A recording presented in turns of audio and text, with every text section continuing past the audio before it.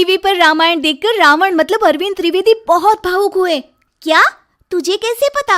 Hello app से। देख, ये है हेलो ऐप। जैसे ही आप हेलो ऐप डाउनलोड करते हो, ऊपर सर्च बार में हेलो ट्रेंड्स मिलेगा, जिसमें सभी ट्रेंडिंग न्यूज, वीडियोस, आर्टिकल्स मिलेंगे। उससे आप डे टू डे इन्फॉर्मेशन से अपडेट रख सकते हैं। ये तो बहुत अच्छा ऐप है। मैं अभी डाउनलोड करके खुद को अपडेट करती हूँ। सास बनी डंडे वाली भूत। शिखा की नई नई शादी हुई थी। उसका मायका और ससुराल दोनों कानपुर में ही थे, इसलिए उससे मिलने उसके भाई अक्सर आते जाते रहते थे। ये बात शिखा की सास मीना को बिल्कुल पसंद नहीं थी। मम्मी जी, आज राहुल भैया आ रहे हैं। कौन? तेरे चाचा का लड़का? जी मम्मी जी। अरे पर वो तो दिल्ली में रहता है ना। हाँ मम्मी जी, उन्हें कल सुबह दिल्ली के लिए निकलना है, तो वो आज मुझसे मिलते हुए कल सुबह यहीं से निकल जाएंगे। हमने तो धर्मशाला खोल रखी है ना। कुछ कहा क्या मम्मी जी? मैंने कहा हाँ हाँ, आने दे तेरे भैया को, जमकर खातिरदारी करेंगे। अब तो कुछ करना ही पड़ेगा, इससे पहले कि मेरा घर धर्मशाला बन जाए। ये कैसी बातें कर रही हो मीना? सच ही तो कह रही हूं। अभी इसकी शादी को साल भर भी नहीं हुआ और आए दिन इसके घर वाले आ धमकते हैं। अरे तो क्या हुआ, वो इसी शहर में रहते हैं तो हाल चाल लेने आ जाते हैं। इस बार मैं उनका हाल और चाल दोनों ही बिगाड़ दूंगी। अब बहुत हो गया जी। अरे ये कैसी बातें कर रही हो, हे भगवान, बस आप तो देखते जाइए। शाम को राहुल आता है। नमस्ते आंटी, कैसे हैं आप लोग? हम लोग तो ठीक है, तुम कैसे हो बेटा? मैं भी अच्छा ही हूँ आंटी। बस आज रात के बाद नहीं रहोगे। चलिए भैया, मैं आपको हमारा घर दिखाती हूँ। रात में खाने के टेबल पर शिखा, रोहित कहीं दिखाई नहीं दे रहा। जी भैया, वो ऑफिस के काम से बाहर गए हैं, कल शाम तक आएंगे। अच्छा अच्छा।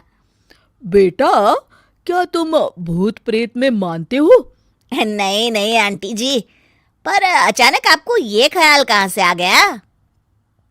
पता नहीं क्यों, कभी कभी मुझे लगता है जैसे रात के समय बैठक में कोई घूमता रहता है। ये आप क्या कह रही हैं मम्मी जी? हाँ, तुम लोग घबरा ना जाओ, इसलिए मैंने आज तक इस बारे में कुछ नहीं कहा। ये आपका वहम होगा आंटी जी, ऐसा कुछ नहीं होता। हो सकता है। चलो अब मेरा सोने का टाइम हो गया है तो चलती हूँ मैं। शिखा बेटा, राहुल के सोने की व्यवस्था वहीं दीवान पर कर देना। जी पापा जी। अब चलिए भी। अच्छा, तो बैठक में सोने वाले हैं साहबजादे। क्या बड़बड़ा रही हो? कुछ नहीं, आप सो जाइए। मीना और महेश के सोने के बाद शिखा और राहुल आपस में बात कर रहे होते हैं, तभी डोरबेल बजती है। अरे आप! सरप्राइज! काम जल्दी खत्म हो गया तो मैं आज ही चला आया। ये तो बहुत अच्छा किया। देखिए राहुल भैया भी आए हुए हैं, आप दोनों का मिलना भी हो जाएगा। कैसे हो रोहित? मैं तो ठीक हूँ भैया। शिखा, मैं भी आज यहीं सो जाता हूँ, राहुल भैया से बातचीत भी हो जाएगी। अच्छा अच्छा, ठीक है। मीना आधी रात को उठती है, कंबल मुंह से पैर तक ओढ़ के डंडा लेके बैठक में आती है और देखती है दीवान पर चादर ओढ़े कोई लेटा हुआ है। देखो तो कैसे मजे से सो रहा है बहन के ससुराल में। मीना ताबड़तोड़ 4-5 डंडे मार देती है। अरे मर गया, अरे बचाओ बचाओ, कौन है? मीना जल्दी से अपने कमरे में भाग जाती है। हे भगवान, ये मैंने क्या किया? ये रोहित कहाँ से आ गया? लगता है ये नालायक राहुल मेहमानों वाले कमरे में सो गया होगा। आज तो इसकी खैर नहीं। उधर बैठक में, अरे क्या हुआ रोहित? मैं बाथरूम में था, तुम्हारे चिल्लाने की आवाज सुनी।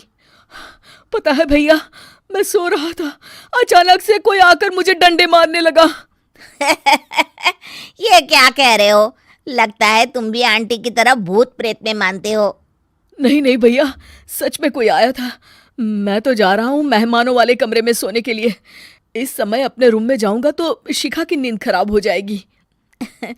ठीक है भाई, जाओ तुम, जहां तुम्हारा भूत डंडा लेके ना आ सके।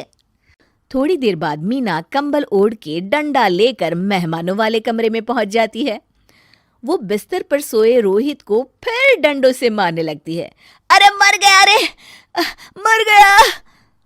तू भूत प्रेत में नहीं मानता ना, ये ले अब डंडे खा। हैं? ये तो माँ की आवाज है। रोहित कंबल खींच देता है। बेटा तू। अरे ये क्या कर रही हो माँ? मार मार के मेरा भरता बना दिया आपने। माफ कर दे मेरे लाल, मैंने तो तुझे ही मार मार के लाल कर दिया।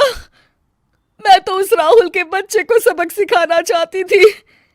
राहुल भैया को? हाँ बेटा, मुझे लगा अगर उसे डंडे मारूंगी तो शिखा के मायके वाले यहाँ आना छोड़ देंगे। हे भगवान, माँ ये घर शिखा का भी है, उसके घर वाले जब चाहे आ सकते हैं। हाँ बेटा, आज मुझे भगवान का इशारा समझ में आ गया। मैं कितना गलत करने चली थी और अपने ही बेटे को चोट पहुंचा दी। अब चुपचाप जाके सो जाओ माँ, और किसी को कुछ बताने की जरूरत भी नहीं है। शिक्षा दूसरों का बुरा चाहने वालों के साथ भी बुरा ही होता है।